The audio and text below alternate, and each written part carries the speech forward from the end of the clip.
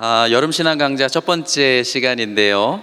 신앙의 항해라는 주제를 가지고 이제 4주 동안 이어가게 됩니다. 그 첫 번째는요, 기도에 대한 말씀을 오늘 나누고, 다음 주에는 이제 말씀의 성경에 대한 거, 그렇게 이렇게 네 번의 순서로 이제 하나의 주제를 가지고 이제 이어지게 됩니다. 오늘은 기도인데요. 성경에 많은 기도의 내용들이 있지만 그 가운데 두려움이라는 키워드를 가지고 그랬을 때에 여호수아라는 인물이 떠올랐습니다. 오늘 우리가 함께 살필 강의의 주제는 인생을 살아갈 때 두려움이 있어요, 그렇죠? 두려움을 극복할 때에 가장 좋은 것은 뭐니 해도 제 경험을 봐도 기도가 아닐까 싶습니다. 두려움, 또 오늘날 얼마나 여러분 불확실성의 시대를 우리가 살아가고 있습니까? 기도가 우리에게 어떠한 힘을 주고 또 위로를 주고 또 인도함을 제공했는지 개인적인 경험들을 다시 되새기는 자리가 되었으면 좋겠습니다. 그리고 기도가 어떻게 기도하면 우리의 초점이 바뀌어요, 그렇죠? 기도를 했을 때 우리의 초점을 어떻게 우리가 상황을 보던 것에서 하나님의 약속을 보는 것으로 바꾸는지, 그래서 우리를 구원하시는 하나님의 능력, 그것을 다시 재신뢰하고 우리의 확신을 더 키워가는 것, 그런 부분들에 대해서 우리가 같이 오늘 1시간 동안 강의의 주제를 나누려고 합니다. 그러다 보니까 이제 여호수아서를 같이 살펴보고자 합니다. 먼저 여러분 강의안 한번 같이 보시면서 두려움이란 것에 대한 정의를 한번 살펴보면 좋을 것 같습니다. 두려움을 이렇게 정의하고 있더라고요. 두려움은 위험이나 위협을 인지하거나 인식할 때 나타나는 불쾌한 감정이래요. 두려움이 확 들면 이게 좋은 감정이 아닌 거예요, 그렇죠? 우리 인간에게는 굉장히 불쾌한 감정이에요. 그런데 또 이렇게 정의하고 있습니다. 두려움은 인간에게 나타나는 자연스러운 감정, 그리고 본능적인 감정이라는 거죠. 그래서 두려움은 두 가지가 공존하는 것 같아요. 굉장히 인간에게는 두려운 감정이지만 어쩔 수 없어요. 인간이라면 본능적이고 자연스럽게 일어나는 감정이라는 거죠.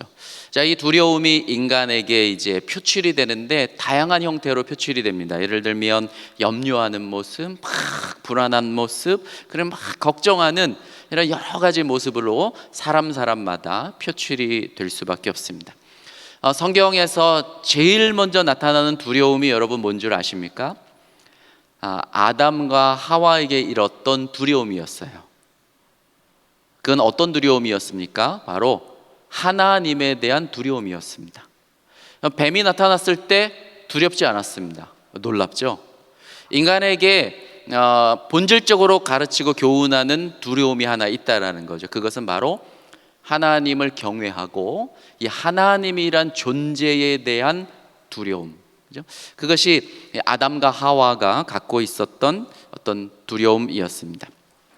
또 하나 보면 그 다음의 구약을 보니까 이제 모세에게 있었던 두려움이었는데요. 그것은 출애굽을 인도하라는 하나님의 부르심이 너무 버거웠던 거예요. 그래서 어떤 역할과 일에 대한 두려움이 이제 모세가 느꼈던 두려움이었습니다. 우리 사진을 한번 보시면 벨사살 왕이 이제 벽에 적혔던 글자에 대해서 두려워했죠. 우리 인간은 내가 모르는 것에 대한 두려움이 있어요. 그리고 어떤 비정상적인 것들이 벌어졌을 때 굉장히 두려움을 느끼죠. 벽에 쓰였던 글자를 보면 메네 테켈 우 파르신, 그죠? 메네 측량되었다, 테켈 하면 무게가, 우 파르신 나누어질 것이다, 이런 이제 글자의 뜻인데, 인간은 모르는 것들이 내게 다가왔을 때, 그리고 비정상적인 것들이 이제 느껴질 때 두려움이 확 몰려오게 됩니다. 또 하나 보면 갈릴리 호숫가에서 이제 제자들이 그죠? 그 바다에 빠질 때 이제 목숨에 대한 생명을 잃을 것에 대한 두려움이 있었고요. 또 많은 두려움 중에 하나가 아마 미래에 대한 두려움일 것입니다. 그래서 우리가 어쩌면 미래를 모르는 것이 인간에게는 축복이지만 미래를 모르기 때문에 그것이 인간에게 주는 공포와 두려움이 또한 있습니다. 자, 두려움에 대해서는 한 여기까지 우리가 좀 살펴보고 이제 여호수아서를 같이 보면 좋겠어요. 여러분 성경책이 있으신 분들은 또 같이 성경책을 피셔도 좋고, 또 없으신 분들은 몇몇 구절들을 제가 좀 적어왔는데요. 우리 1장 1절과 2절을 같이 한번 봉독하겠습니다. 함께 읽습니다. 여호와의 종 모세가 죽은 후에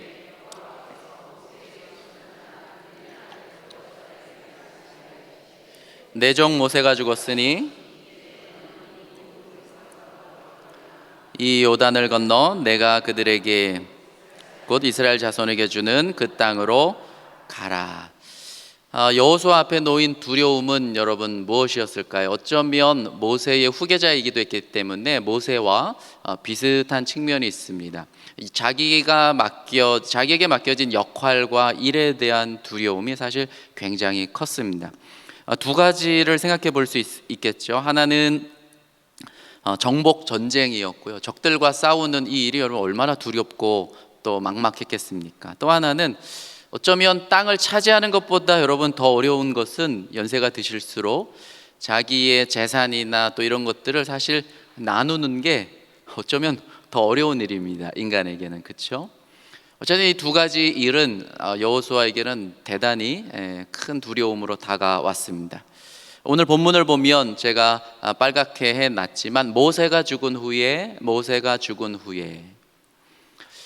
모세의 죽음 자체가 사실 여호수아에게는 굉장한 공포였습니다. 왜 그랬을까요? 내가 의지하고 신뢰했던 것이 내 눈앞에서 그 존재가 사라질 땐 인간은 굉장히 큰 두려움과 공포에 사로잡히게 되는 것이죠. 사실 모세는 다음과 같은 두 가지 면에 있어서 가장 위대한 선지자였어요. 첫째는 하나님과 가까이 지냈다라는 측면에 있어서 모세와 같은 사람은 정말 없었습니다. 두 번째, 모세의 독특한 면은 하나님의 권능과 능력을 나타내는 측면에 있어서 정말 모세와 같은 사람은 없었습니다. 10가지 재앙을 그의 지팡이를 통해서 하나님이 일으키시지 않았습니까? 정말 이런 두 가지 측면에 있어서 모세와 같은 사람은 없었습니다. 자, 그런데 그 모세가 죽은 거죠. 여호수아는 그것 자체가 엄청난 두려움과 공포였습니다. 의지할 대상이 없어졌다, 이런 생각을 해봐요. 그런데 그때가 여러분 바로 하나님께로 갈 수 있는 순간 아니겠습니까? 내가 신뢰하고 의지하는 것들이 사라졌을 때, 그때가 어쩌면 인간에게는 가장 큰 공포의 순간이지만 거꾸로 그때가 우리는 바로 하나님을 의지할 수 있는 바로 그 순간입니다. 그 예를 우리가 같이 하나 더 들어보면 이사야라는 선지자를 좀 생각해 보면 좋을 것 같습니다. 이사야는 사실 하나님을 의지하기 전에 그가 강력하게 그의 인생에 붙들었던 사람은 그의 측근에 있었던, 그가 섬겼던 바로 우시야라는 왕이었습니다. 이사야 6장을 보면 이사야가 언제 부름을 받습니까? 우시야 왕이 죽던 해에 하늘이 열리고 지극히 높은 보좌 위에, 그죠? 하나님이 앉으시고 그의 옷자락이 성전을 가득 채운 그 환상을 체험함으로 이사야가 하나님 앞에 부르심을 받지 않습니까? 그러니까 이사야의 영적인 상태, 그의 인생 철학을, 그 단면을 정확히 보여주는 바로 그 장면이 이사야 6장입니다. 그의 부르시는 첫 순간입니다. 너가 의지했던 게 뭐냐? 너 우시야 왕을 붙잡고 있지 않았느냐? 그런데 그 우시야가 죽자 하나님이 그에게 나타나지 않습니까? 사실 저 사진을 보면 우시야는 정말 엄청난 왕이었습니다. 16세의 이스라엘의 왕으로 부름을 받아서 거의 50여 년 이상을 여러분 왕으로 통치하지 않았습니까? 그가 왕으로 있으면서 그의 업적들을 살펴보면 정말 대단했습니다. 화면에서 몇몇 가지만 여러분 살펴보아도 그가 했던 일들 제가 좀 적어놨죠. 보면 블레셋 땅을 여러분 정복했고요. 그 다음 예루살렘의 방어력을 높였고, 그리고 구릉지대죠, 쉐펠라 또 평지에 농경지를 확보했고요. 또 망대를 세우고 여러분 수원지를 확보하는 것은 굉장히 중요한 왕의 업무 중에 하나였습니다. 뿐만 아니라 갈멜에 농부들을 두었고, 여러분 보면 이 농부들과 경작지를 만들었다라는 것은 국방력이 그만큼 튼튼하다라는 증거입니다. 자기의 땅과 영역이 그만큼 확장됐다라는 것을 성경이 증언하기 위해서 바로 저런 구절들을 쓰고 있거든요. 그리고 그 영향력이 애굽까지 전파되었다 기록을 하고 있고, 뿐만 아니라 아라비아인들 또 마온 사람까지 쳤다. 그러니까 남방으로도의 영향력이 엄청났다라는 것이. 그리고 죽은 이후에 저 에시온 게벨 에일랏을 방비하고 저곳을 확보했다라는 것은 우리나라의 부산과 같은 지점이거든요. 해상권을 장악하고 무역로를 여러분 장악했다라는 것입니다. 저 에시온 게벨을 장악한 왕이 이스라엘 시대에 흔치 않습니다. 솔로몬 그리고 우시아 왕 정도뿐입니다.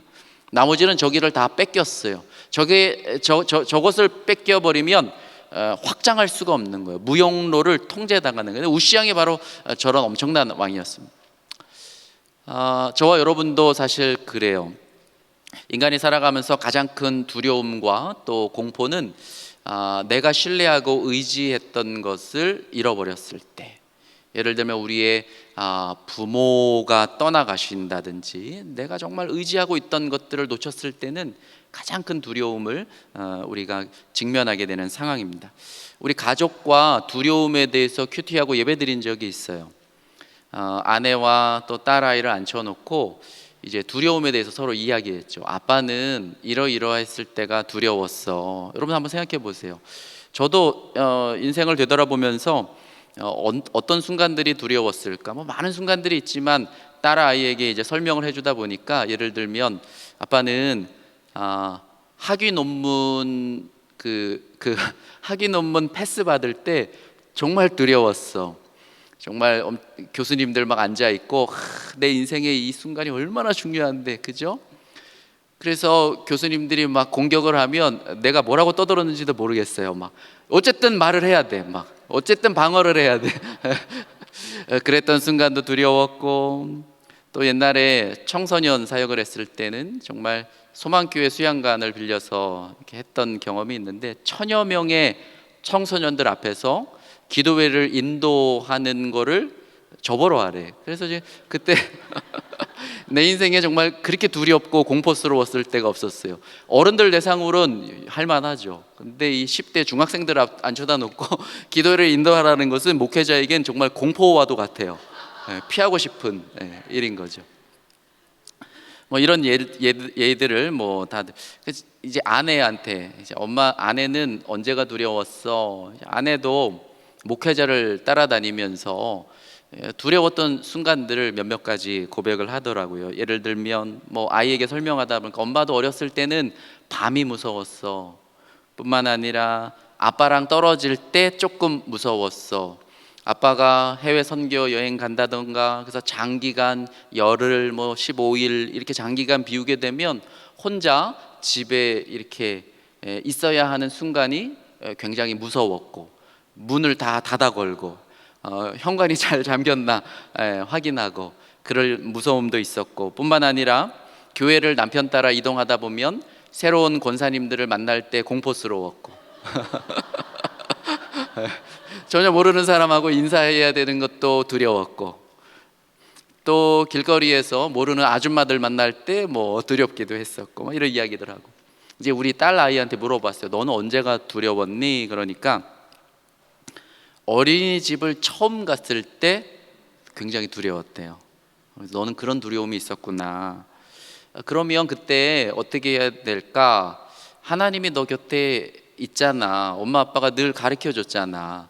그 사실을 어떻게 해야 되지? 알지만 하나님이 항상 너 곁에 계시다라는 것을 믿어야 돼. 그치? 또 언제 무서웠어? 그럼 이제는 안 그러는데, 이제 화장실 갈 때. 근데 화장실이 안방에 붙어 있거든요. 그러면 여기서 여길 가는데 뭐가 무서워? 근데 한동안은 엄마 아빠를 깨워요. 그래서 화장실 앞에 서 있어야 돼. 불은 또 다 켜야 돼. 지금은 이제 그렇지 않지만 그때에도 엄마 아빠가 항상, 야 그거 엎어지면 코 닿을 때 엄마 아빠가 누워서 자는데 항상 곁에 있다라는 것을 너는 믿으면 되는 거야. 이런 이야기들을 같이 나눴던 적이 있었습니다.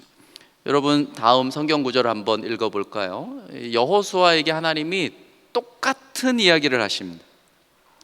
여호수아 여러분 1장 6절과 7절과 우리 9절 본문을 같이 한번 읽어보겠습니다. 강하고 담대하라.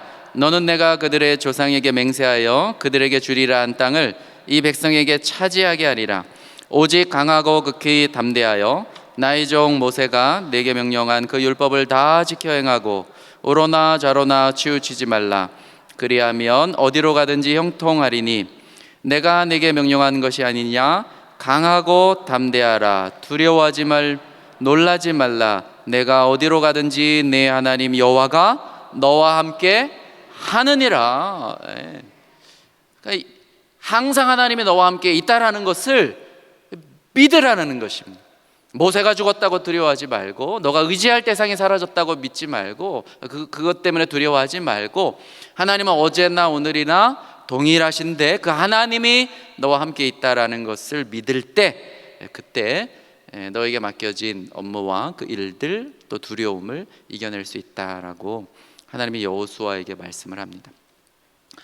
이제 우리가 여호수아서를 한번 1장에서부터 10장까지를 그냥 간략간략하게 그 내용들을 요약해 가면서 여호수아가 어떻게 기도함으로 그가 그 두려움을 극복했는지를 우리가 짧게 좀 살펴보고자 합니다. 여러분, 여호수아서를 이렇게 쭉 통독하시다 보면 여호수아서 기록의 특징을 우리가 눈치챌 수 있습니다. 겉으로 보기에 여호수아서는 전쟁책 같아요. 손자병법과 같은. 그런데 여호수아서는 절대 그런 책이 아닙니다. 여호수아는 고대 근동의 전쟁 보고서와는 아주 다른 책입니다. 가나안인들이 어떻게 전쟁에서 패했는지에 대한 기록도 아니고 여호수아의 군사적인 전략이 상세하게 기록된 책도 아닙니다. 여호수아서는 하나님의 은혜, 율법에 여호수아와 이스라엘 백성이 어떻게 순종했는지에 초점이 맞춰져서 기록된 책입니다. 그래서 얼마나 잘 싸웠고 얼마나 잘 땅을 나눴고, 그죠? 그런 목적으로 기록된 책이 아니고 하나님께 이들이 얼마나 순종했는지, 그래서 정복도 얼마나 잘 되었고 땅을 분배하는 것도 얼마나 잘 성취되었는지 그 전 과정을 똑똑히 기록한 책이 여호수아서였습니다. 저와 여러분들이 일을 할 때도 똑같더라고요. 저도 목회자로서 설교를 한다거나 또 이 강의를 할 때 두렵지 않겠습니까, 여러분? 두렵죠. 어떤 일이 내게 커다란 업무가 확 맡겨질 때 우리 남성분들은 얼마나 두렵습니까? 이거를 잘 해야 되는데. 그러니까 우리는 늘 이런 생각이 있어요. 내가 잘해야지. 여호수아도 똑같습니다. 내게 일이 확 맡겨졌을 때 나 이거 잘해야지. 나 이거 잘해야 돼. 그럼 못해요.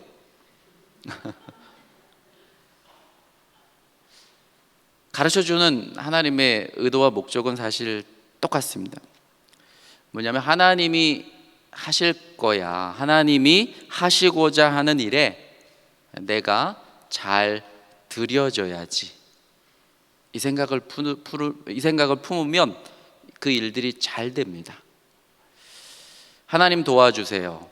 하나님이 행하실 것을 먼저 올려드리고 순종하면서 겸손하게 따라가다 보면 내게 맡겨진 일들이 얼마나 크고 위대하고 강력한 일들이라든지 할지라도 그 일들이 술술술술 풀리게 되어 있습니다. 여러분, 여호수아 3장에서부터 5장 1절까지를 이제 잠깐 볼 텐데, 보면 이제 하나님이 지시하시지 않습니까? 요단강을 건너고 그리고 여리고성을 정복하고 그 다음에 정복 전쟁을 펼쳐라. 그 일들에 대해서 이제 여호수아가 이제 사람들에게 지시합니다. 3장 제가 1절에서부터 4절까지 한번 그냥 읽어볼게요. 또 여호수아가 아침에 일찍 일어나서 그와 모든 이스라엘 자손과 더불어 시딤에서 떠나, 다음 사진 한번 볼까요? 저기 보면 시딤이라는 곳이 있습니다. 시딤에서 떠나 요단에 이르러 이제 건너가기 전에 거기서 유숙하니라. 자, 사흘 후에 관리들이 진중으로 두루다니며 백성에게 명령하여 이르되 너희는 레위 사람 제사장들이 너희 하나님 여호와의 언약궤에 매는 것을 보거든 너희가 있는 곳을 떠나 그 뒤를 따르라. 그러나 너희와 그 사이 거리가 2,000 규빗, 약 1km 거리가 되게 하고 그것에 가까이 하지는 말라. 그리하면 너희가 행할 길을 알리니 너희가 이전에 이 길을 지나보지 못하였음이니라 하니라. 하나님의 지시사항은 한 가지였습니다. 내가 앞서 갈 테니까 1km 떨어지고 그 뒤를 따라오면 된다. 순종하면 된다. 그러면 두렵지 않을 것이고 내가 행하고자 하는 일을 내가 할 것이고 그리고 이 과업과 일들을 너희들은 할 수 있을 것이다. 이 관점으로 여호수아서가 계속 쓰여져 있습니다. 그러니까 이 원리를 우리가 보게 되면 우리가 인생을 살아가는 것도 그렇고 우리가 두려움들을 해결하는 방법도 사실은 동일하다라고 생각해 볼 수 있습니다. 여호수아는 이러한 하나님의 명령을 가지고 이스라엘 백성에게 연설하고 이제 하나님이 다시 연설하시는 장면이 3장 7절과 8절에 기록이 되어 있는데 3장 7절과 8절을 제가 다시 한번 읽어봅니다. 여호와께서 여호수아에게 이르시되 내가 오늘부터 시작하여 너를 온 이스라엘의 목전에서 크게 하여 내가 모세와 함께 있었던 것 같이 너와 함께 있는 것을 그들이 알게 하리라. 너는 언약궤를 맨 제사장들에게 명령하여 이르기를 너희가 요단 물가에 이르거든 요단에 들어서라 하라. 정말 하나님의 약속대로 놀라운 일들이 여러분 이제 벌어지게 됩니다. 제사장들이 여러분 자신들의 발을 요단 물에 닿자 요단강이 끊어지게 되고요. 정말 마른 땅으로 출애굽 역사와 똑같이 마른 땅으로 이스라엘 백성은 건너가게 되고 이렇게 요단을 도하한 다음에 그 하나님의 놀라운 기적을 기억한다라는 측면에서 하나는 12개의 돌을 어디에 기념비를 세웁니까? 요단 강 한 복판에 세우고 또 하나는 건너간 다음에 지도에서 보는 것과 같이 어디에 세웁니까? 길갈에 똑같이 하나님을 찬양하고 높이는 돌을 이제 길갈에 세우게 되는 것이죠. 자, 이렇게 이스라엘이 요단강을 도하했다라는 것이 저 가나안 땅에 소문이 번졌습니다. 그러자 이 가나안 땅에서 여러분 어떤 반응이 일어났는지를 여호수아 5장 1절은 이렇게 기록을 하고 있습니다. 5장 1절을 제가 읽어봅니다. 요단 서쪽의 아모리 사람의 모든 왕들과 해변의 가나안 사람의 모든 왕들이 여호와께서 요단 물을 이스라엘 자손들 앞에서 말리시고 우리를 건너게 하셨음을 듣고 마음이 녹았고 이스라엘 자손들 때문에 정신을 잃었더라. 정말 엄청난 일들을 하나님이 일으키셨습니다. 요단강 도하 사건 때문에 저 가나안 땅에 있는 모든 왕들이 정신을 혼미해질 만큼 잃어버린 역사와 일들이 일어나게 되죠. 다음 사진을 보면 여러분 요단강의 하나의 사진입니다. 이쪽이 이스라엘이고요, 저쪽이 이제 요르단 쪽인데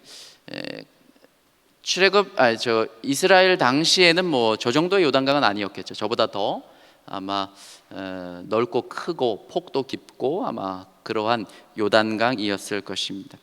여러분, 요단강 도하는 중요한 메시지를 이스라엘에게 갖고 있어요. 역사의 새 장이 열리는 것과 똑같습니다. 출애굽 도하와 사실 똑같습니다. 출애굽 시절을 통하여서 이제 출애굽을 통하여서 이스라엘의 과거 역사와 새로운 역사를 이렇게 딱 가르듯이 요단강을 건넌 것은 광야 시대의 종교를 의미하고요, 그리고 새 시대의 출발을 의미합니다.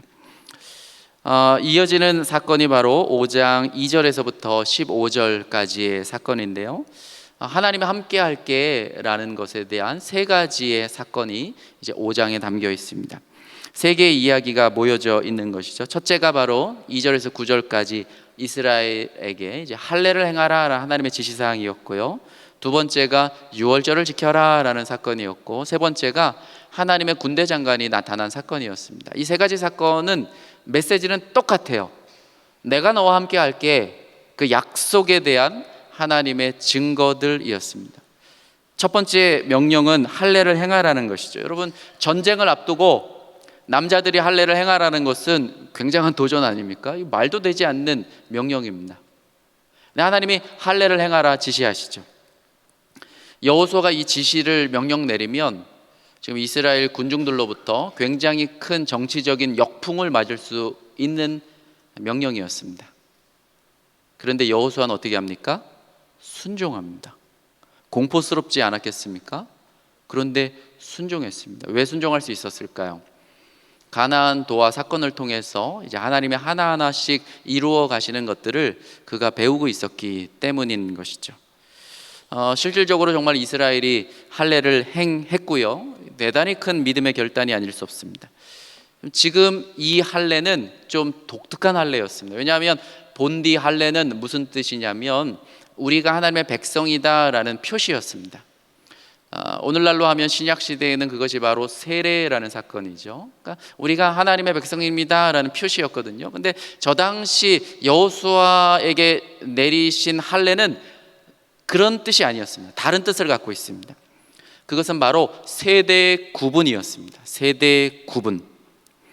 그래서 5장 4절에 이 할례를 하나님이 이렇게 설명하십니다.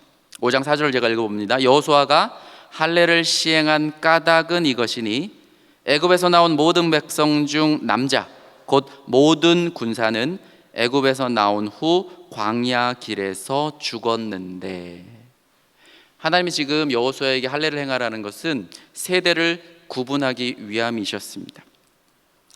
그러니까는 부모 세대가 다 죽었고 이제 새로운 출애굽 2세대 새 세대를 구별하는 의식이 이번 할례의 목적이고 표시였습니다. 또 하나는 이스라엘의 수치와 하나님의 명예의 수치가 모두 다 굴러가서 제거해 버리겠다라는 뜻이 담긴 할례였습니다. 그런 뜻에서 5장 9절이 이렇게 기록을 하고 있는 것이죠. 여호와께서 여호수아에게 이르시되 내가 오늘 애굽의 수치를 너희에게서 떠나가게 하였다 하셨으므로 그곳 이름을 오늘까지 길갈이라 하느니라. 이 길갈 히브리어 동사 갈랄 하면 이게 구르다라는 뜻이거든요. 길갈이 이제 그런 뜻입니다. 굴러가다라는 뜻입니다. 이 할례를 통해서 하나님이 자신의 수치를 끊어버리시고 그리고 부모 세대가 다 죽었다, 그리고 새 믿음의 세대로 내가 출발하겠다라는 뜻에서 하나님이 할례를 명령하셨습니다. 그런 측면에서 하나님이 함께 할게 라는 뜻이었습니다. 두 번째 사건은 유월절을 지키라라는 뜻이었거든요. 가나안 땅에서 14일 저녁에 첫 번째 유월절을 지키게 되고요. 어떤 역사가 나타났나요? 유월절을 딱 지키고 나자 다음 날부터 뭐가 그쳤죠? 만나가 뚝 끊어졌습니다. 근데 이 사건은 굉장히 놀라운 사건입니다. 뭐냐면 가나안 땅을 내가 너희에게 확실히 줄게라는 약속의 뜻이었습니다. 왜냐하면 양식이 없잖아요. 그 뜻은 무엇입니까? 이제는 너희가 그 땅을 차지할 것이고 그 땅에서 농사 지을 것이고 그 약속이 분명하고 확실하기 때문에 내가 더 이상 만나를 안 줄 거야 라는 약속에 대한 증거였던 것이죠. 그러니까 이 유월절을 지키고 만나가 끊어지는 이 사건도 내가 너와 함께 할게 라는 증거의 표시였던 것입니다. 하나님이 약속하실 때는 3번에 걸쳐서 약속하시는 것 같아요. 그러니까 여러분들도 기도하실 때 최소한 3번은 여러분 기도하면 좋더라고요. 세 번째는 뭐냐면 여호와의 군대 장관이 전쟁을 앞두고 하나님 앞에 여호수아 앞에 나타납니다. 13절에서부터 15절을 제가 한번 읽어봅니다. 여호수아가 여리고에 가까이 이르렀을 때 눈을 들어 본즉 한 사람이 칼을 빼어 손을 들고 마주 서 있는지라.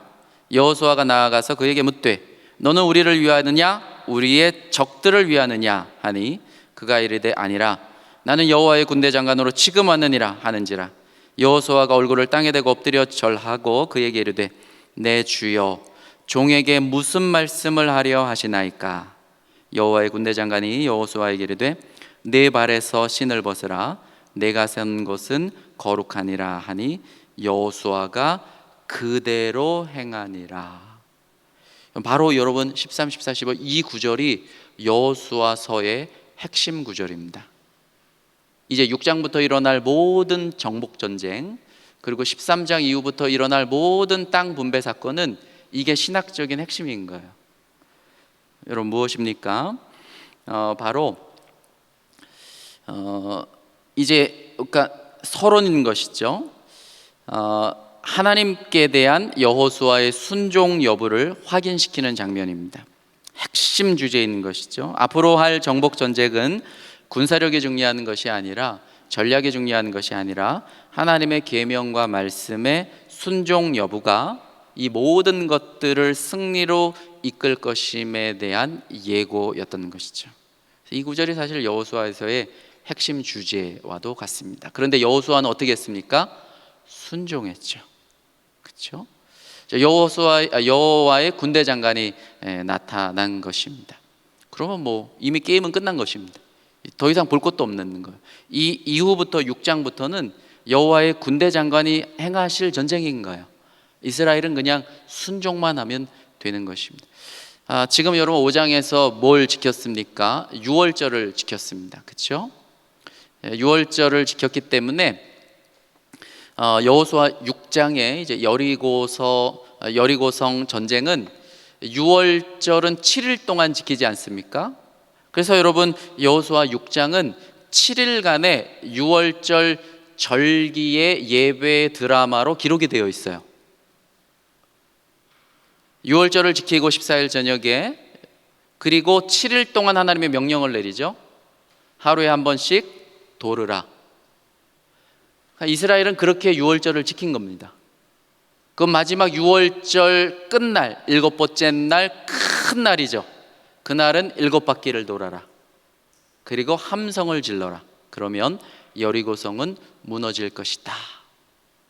그래서 여러분 여호수아 6장은 마치 설교로 되어 있습니다. 이건 전쟁 보고서가 아닙니다. 7일 동안 이스라엘이 최초의 가나안 땅에서의 유월절을 어떻게 예배로 드렸는지에 대한 예배 순서예요. 예배 순서. 놀라운 것입니다. 신학적 차원에서 기록된 것이죠. 주제는 하나님께서 자기 백성을 위해 싸우셨다라는 것입니다. 전적으로 하나님이 개입하신 것이고, 그래서 이스라엘의 예배자들은 이 신비스러운 사건을 잊을 수가 없는 거예요. 이거 기억하자. 이거 절대 잊지 않기로 약속한 것입니다. 오랜 세대를 걸쳐서 이 사건은 이스라엘 백성을 즐겁게 해줬고, 이스라엘은 이 사건의 교훈을 그래서 예배 드라마로 기록을 했고, 다음 세대에게 예배를 드림으로 이것을 계속 전달해주고 전달해 준 거예요.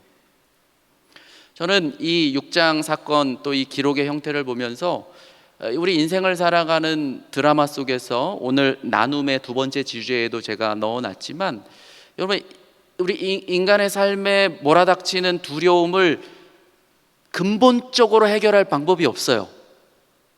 어떻게 해결할 수 있습니까? 여러분 예배밖에는 답이 없습니다. 예배. 우리가 예배할 때 매 순간 우리에게 찾아오는 두려움을 이길 수 있는 거예요. 또 하나는 하나님이 함께 해주시겠다라는 그 신뢰는 어디에서 생기냐면 기도의 자리에서 생길 수밖에 없는 거예요. 우리가 기도할 때, 무릎 꿇을 때 우리는 영적으로 하나님이 나와 함께 하시는구나. 그렇지, 하나님이 오늘도 나와 함께 하셔.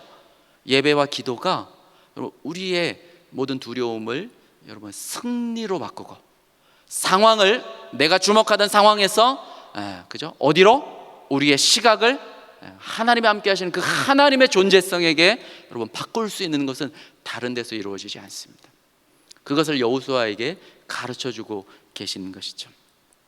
그래서 오늘 6장을 보면 여러분 가장 중요한 역할과 요소가 정말 예배로 다 전환되어 있습니다. 첫째는 군인의 역할이 중요한 게 아니라 누구의 역할이 중요합니까? 제사장들의 역할이 중요한 거죠. 그래서 제사장들의 역할로 새롭게 표현된 예배 이야기로 전환이 되어 있고요. 양각 나팔이 여러분 부각되어 있다는 것은 사실 쇼파르라는 나팔 아닙니까? 양의 뿔로 만든 것인데, 여러분 전쟁에서, 고대근동 전쟁에서는 후군에 나팔 부대가 배치가 되어서 그게 전쟁의 신호였어요. 근데 지금 예배 드라마 속에서 양각 나팔은 저 후군에 있지 않고 지금 어디로 와 있습니까? 가장 앞에 제사장들이 불도록 되어 있어요. 제일 앞에, 그죠? 거기서 지금 양각 나팔을 제사장이 불도록 되어 있습니다. 그렇게 전환이 되어 있죠. 또 하나는 함성입니다. 전쟁에서 이 함성은 어떤 함성입니까? 어떤 도구입니까?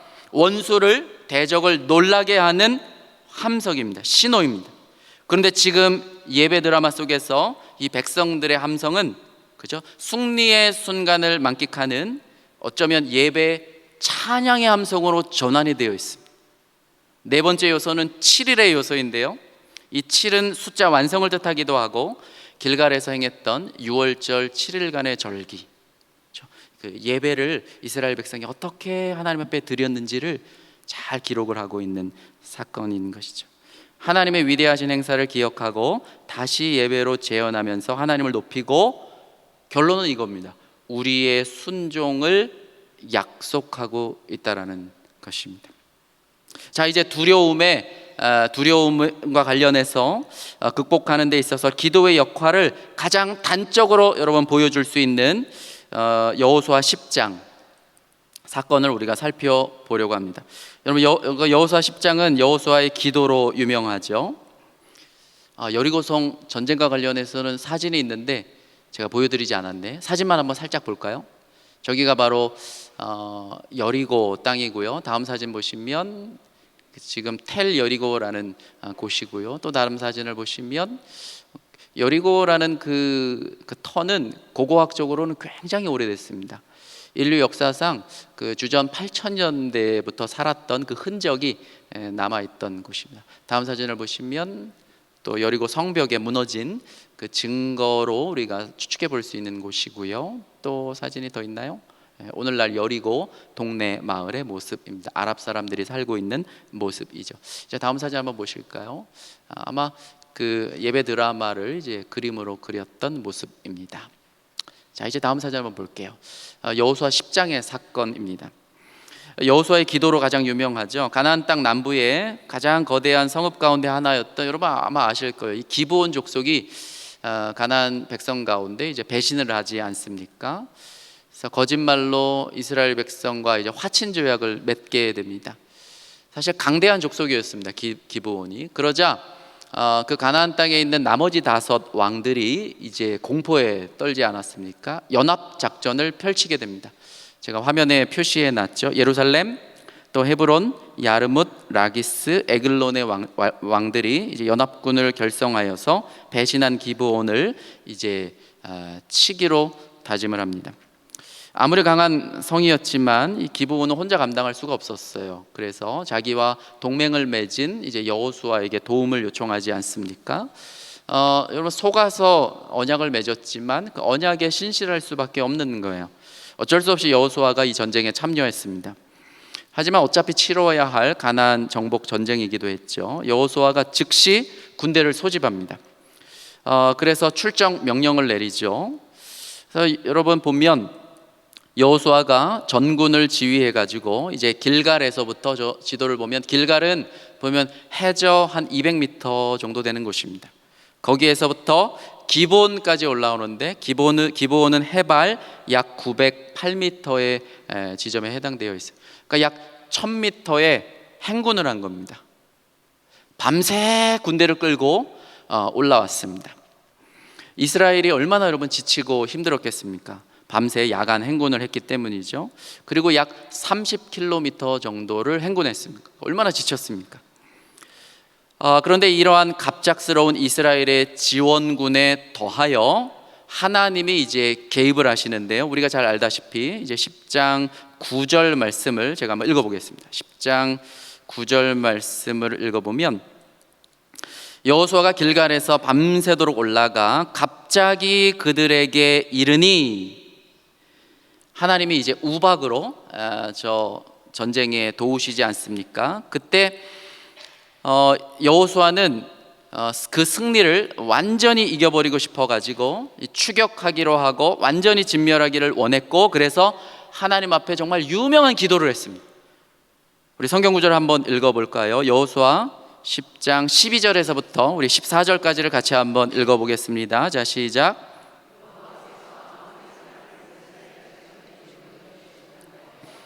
여호수아가 여호와께 아뢰요 이스라엘의 목전에서 이르되, 태양아 너는 기브온 위에 머무르라. 달아 너도 아얄론 골짜기에서 그리할지어다 하매, 태양이 머물고 달이 멈추기를 백성이 그 대적에게 원수를 갚기까지 하였느니라.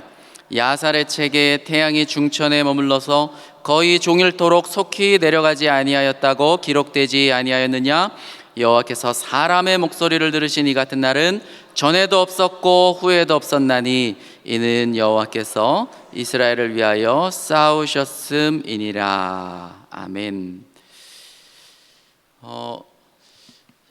어쩌면 성경에 있는 기도 가운데 정말 가장 유명한 기도가 아닐까 싶습니다.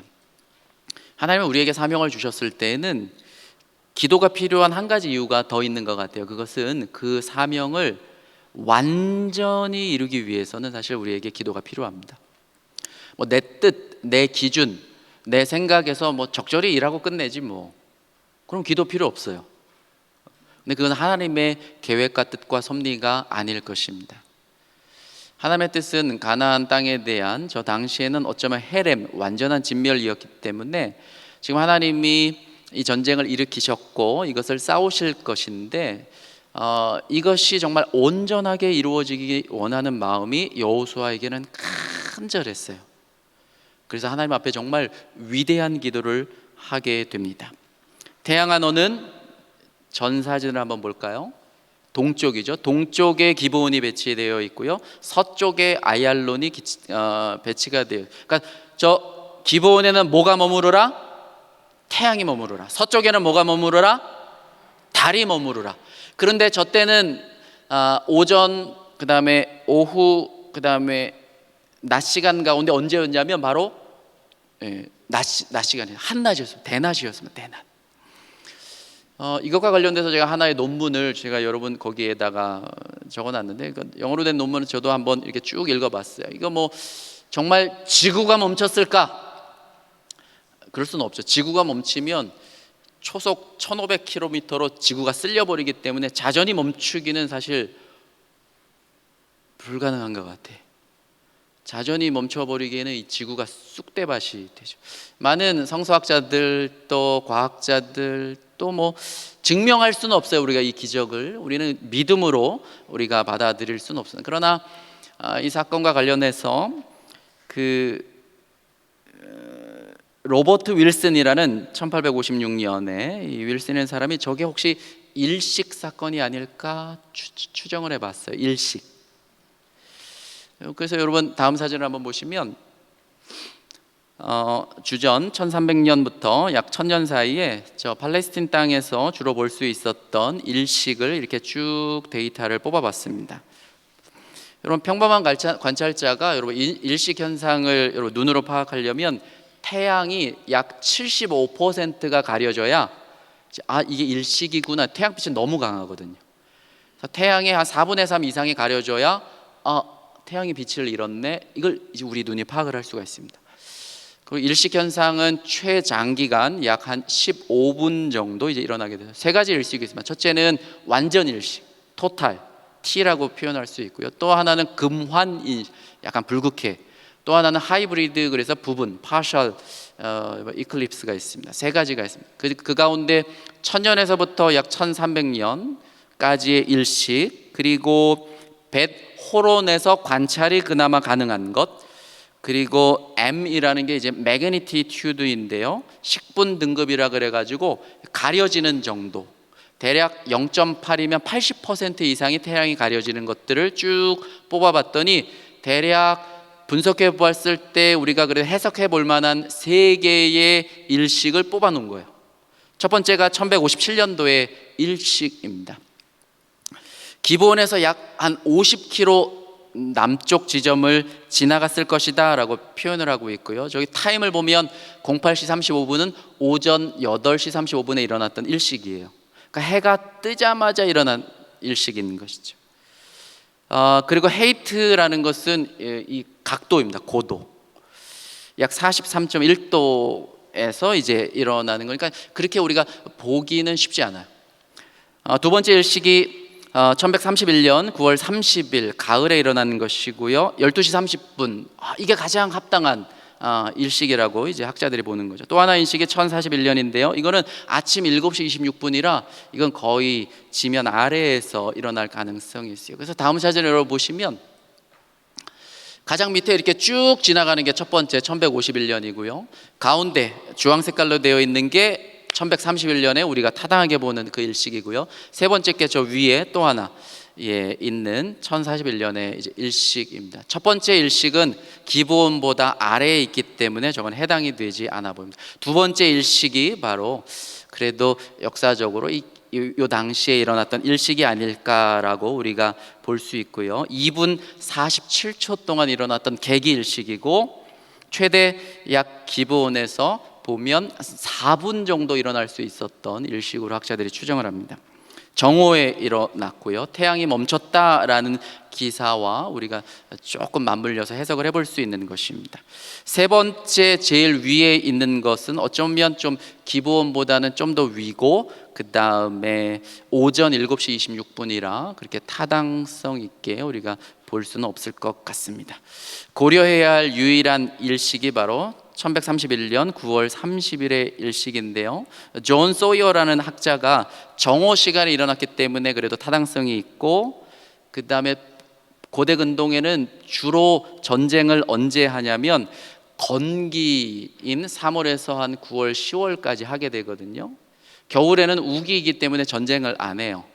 보통 건기 시대에 이제 전쟁을 하는 것과도 잘 맞고, 그리고 약 1131년이면 주전 12세기 철기 시대인데요, 그 당시에 이제 기브온을 땅을 파보면 고고학적으로 이제 주거층들이 이제 이렇게 발굴이 되기 때문에 대략 저 때의 일식 현상이 아닐까라고 학자들이 추정을 하지만, 그냥 우리 과학적인 데이터를 우리가 그냥 곁으로 성경을 믿음으로 읽으면서 우리 하나의 자료로 그냥 우리가 살펴보면 좋겠다라고 싶습니다. 놀라운 것은요, 주전 1131년 일식이 끝난 다음에 예루살렘 인근에서 약 700년 동안 계기 일식이 일어나지 않습니다. 그러니까 저 때의 사건이 이스라엘 백성에게는 얼마나 크게 각인이 되었을까를 우리는 상상을 해볼 수 있어요. 그리고 고대 근동 당시에는요, 이게 과학적으로 일식이다라는 개념이 없어요. 그러니까 이 성경을 기술한 저자도 이 과학적인 데이터가 없는 거, 이런 개념 자체가 없어요. 이런 개념 때문에 이런 것들이 일어났을 때 이것들을 신앙적으로 해석하고 정말로 하나님이 우리를 위하여서 놀라운 역사적인 또 과학적인 이런 초자연적인 사건을 일으키셨다라고 믿음으로 충분히 고백했으리라 우리는 상상을 해볼 수 있습니다. 여러분, 이것과 관련해서 다음 사진 하나만 더 보면, 우리 대한민국에서 여러분 일식을 보려면 2095년까지 여러분들 사셔야 돼요. 2095년 11월 27일에 아침 8시 15분에 금환 일식 A형 일식이 이제 일어나게 됩니다. 우리의 자녀들은 이제 이것을 보게 되리라 생각이 듭니다. 자, 어쨌든 여러분, 믿음의 문제이고요, 여호수아의 기도에 대해서 마지막 5분 우리가 좀 결론을 맺고 강의를 마치려고 합니다. 여러분, 우리의 삶에서 정말 항상 기도해야 할 필요성이 있습니다. 하나님은 우리의 생각을 초월해서 하나님의 능력이 우리를 도우시기를 우리가 정말 기도해야 하는 것이죠. 여러분, 여호수아가 뜻을 품지 않았습니까? 그리고 하나님 앞에 기도했을 거예요. 그렇죠? 그리고 이 전쟁을 완전히 진멸하기 원했을 거예요. 그래서 정말 위대한 기도를 했습니다. 그리고 뭐 과학적인 데이터를 우리가 들이밀었지만 그때 이 사건이 일어났는지 안 났는지는 사실 뭐 우리가 정확히 알 수는 없습니다. 그러나 기억해야 할 한 가지가 있다고 한다면, 우리가 기도하면 우리는 두려움을 이길 수 있고 하나님은 초월적으로 우리의 삶을 도우시고 역사하신다라는 것을 보게 됩니다. 저는 한 가지를 배우게 됩니다. 여호수아는 정말 새벽 기도형 리더십을 여러분 펼쳤던 정말 훌륭한 믿음의 사람이었습니다. 여러분, 성경을 한번 보실까요? 같이 한번 세 개의 구절을 같이 한번 읽어보겠습니다.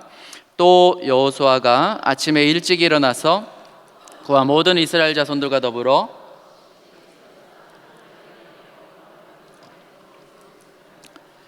여호수아 6장 12절도 읽습니다. 또 여호수아가 아침에 일찍 일어나니 제사장들이 여호와의 궤를 메고, 여호수아 8장 10절도 읽습니다. 여호수아가 아침에 일찍 일어나 백성을 점호하고 이스라엘 장로들과 더불어 백성에 앞서 아이로 올라가매. 보면 여호수아는 아침 일찍 새벽 기도형 리더였습니다. 요단 도하를 준비할 때부터 아침에 일찍 일어나서 새벽 기도한 거예요. 그리고 백성을 점호하고 지시사항을 다 내린 거예요. 6장은 뭡니까? 여리고성 전투죠. 이때도 아침에 일찍 일어나가지고 이것들을 행했습니다. 아이성 재정복할 때도 여호수아 8장인데 아침에 일찍 일어나서 백성을 점호하고 했습니다. 여러분들은 어떻습니까? 저는 소망교회가 굉장히 좋아요. 왜냐하면 원래 새벽기도형 교회 아닙니까? 저도 하나님을 언제 만났냐면 새벽기도 때 만났어요. 물론 저 금요기도 너무 좋아합니다. 막 주어 삼창 부르고 막 이런 거 너무 좋아합니다. 성령 운동 너무 좋아합니다. 그런데 제가 고등학교 2학년 때 이제 교회에서 임원을 하면서 그때 새벽기도 시간에 하나님을 만났어요. 수련회 둘째 날 새벽기도 자리였는데요. 그때 어떻게 하나님이 역사했는지 정말 몰라요. 고등학교 2학년 때 수련회 둘째 날 새벽기도 때 제일 앞에 앉아 있었어요. 근데 정말 강권적으로 그때 하나님이 역사하셔서 그때 정말 막 울음이 터지고 통곡이 터지고 내가 죄인이라는 것을 깨달으면서 정말 막 눈에서 눈물이 그치지 않았습니다. 그래서 새벽 6시부터 시작된 그 통곡과 눈물의 기도가 점심을 지나서까지 계속 엉엉 울면서 뒤집어졌어요. 제가 그때 이후부터 이제 새벽 기도가 좋아지기 시작했어요. 그리고 소망 기도에 오니까 침묵으로 이렇게 새벽에 기도하는 것이 너무너무 좋더라고요. 인생에 찾아오는 두려움을 몰아내는 길은 사실 다른 게 없습니다. 여호수아가 뭘로 이겼겠습니까? 새벽마다 일어나서 하나님 기도했던 것입니다. 여러분, 우리가 건강하고 강한 기도 생활을 가꾸는 실제적인 노하우들이 아마 여러분들 가운데도 많이 있을 거예요. 다음 사진을 한번 보시면 기도에서 여러분 제일 중요한 거 몇 가지인데요. 첫째는 규칙입니다. 규칙성. 패턴이 뺏기면 정말 힘듭니다. 우리 교육자, 저도 그렇지만 저도 이렇게 새벽에 기도한다라는 게 쉽지 않아요. 그죠? 얼마나 피곤합니까? 얼마나 힘듭니까? 이게 훈련되는데 최소 3년 이상이 걸렸습니다. 오늘도 알람을 맞추지 않고 잤더라고요. 깜짝 놀랐어요.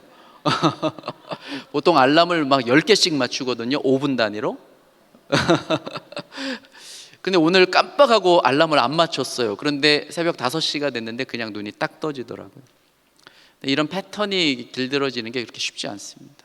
적어도 3년 이상 해야 되더라고요. 두 번째는요, 장소가 필요합니다. 에이, 아무 데서 해서나 되지. 아무 데서 해서는 안 됩니다. 여러분, 됩니까? 안 돼요.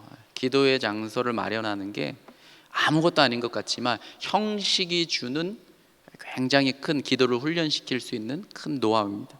세 번째는요, 기록을 하면 좋습니다. 기록.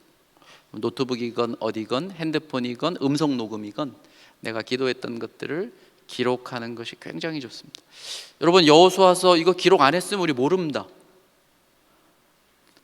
태양아 너는 아얄론에, 달아 너는 거꾸로, 태양아 너는 기브온에 머무르, 달아 너는 아얄론에, 이거 기록 안 했으면 우리 모르는 거예요. 여호수아의 기도 아닙니까? 그렇죠? 여러분들은 어떤 기도를 기록하셨습니까?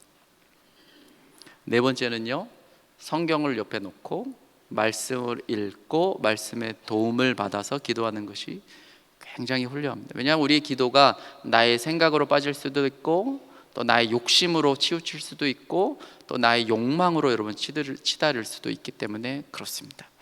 여러분들이 기도 생활을 해왔던 여러 가지 노하우들이 아마 여러분들께도 있으리라 믿습니다. 마지막 결론입니다. 여러분, 성경은 하나님만이 두려워해야 할 분이라고 우리에게 말합니다. 우리가 인생을 살아가면서 두려워하는 순간이 찾아올 때는 하나님에 대한 믿음을 깊게 하는 기회이구나, 그런 기회가 될 수 있었으면 좋겠습니다. 우리의 기도에 응답하시는 하나님의 신실하심을 확인시켜주는 약속의 말씀, 제가 두 가지를 준비해 왔는데 우리 성경 같이 화면을 보고 같이 한번 읽어보면 좋겠습니다. 우리 함께 읽겠습니다. 아무것도 염려하지 말고 다만 모든 일에 기도와 간구로 너희 구할 것을 하나님께 아뢰라. 그리하면 모든 지각에 뛰어난 하나님의 평강이 그리스도 예수 안에서 너희 마음과 생각을 지키시리라. 그를 향하여 우리가 가진 바 담대함이 이것이니 그의 뜻대로 무엇을 구하면 들으심이라. 우리가 무엇이든지 구하는 바를 들으시는 줄을 안즉 우리가 그에게 구한 그것을 얻은 줄을 또한 아느니라. 아멘. 나눔지를 제가 놓아드렸지만 여러분들이 인생을 찾아오면서 찾아오는 그 일반적인 두려움들, 실패에 대한 거절, 만남, 또 미지의 것, 또 질병, 죽음에 대한 것, 두려움이 찾아올 때마다 그렇죠, 하나님께 대한 신뢰와 믿음을 다시금 키울 수 있는 기회가 되셨으면 좋겠고요. 예배와 기도가 우리의 두려움을 이길 수 있는 힘이고요. 건강하고 강력한 기도 생활을 가꿀 수 있는 그런 삶의 습관들이 우리 가운데 뜨거운 7, 8월을 기도하면서 보내실 수 있기를 축복합니다. 기도하겠습니다. 하나님 아버지, 참 고맙고 감사드립니다. 신앙의 항해의 그 첫 번째 시간으로 신앙의 호흡과도 같은 기도, 특별히 여호수아 인생의 하나님 찾아들었던 두려움과 관련해서 기도의 모습들을 살펴보며 우리로 하여금 은혜를 누리게 하신 것 감사드립니다. 오늘 이 자리에 오신 분 한 분 한 분 하나님 기도의 습관과 기도의 삶이 새롭게 회복되는 은혜 내려 주시옵소서. 돌아가시는 걸음도 하나님 평안 가운데, 담대함 가운데, 두려움을 완전히 몰아낸 그 하나님 함께 하신다는 그 약속의 승리를 하나님 다시금 마음에 품고 돌아가는 복된 자리 되게 하여 주옵소서. 존귀하신 예수 그리스도의 이름으로 기도드립니다. 아멘.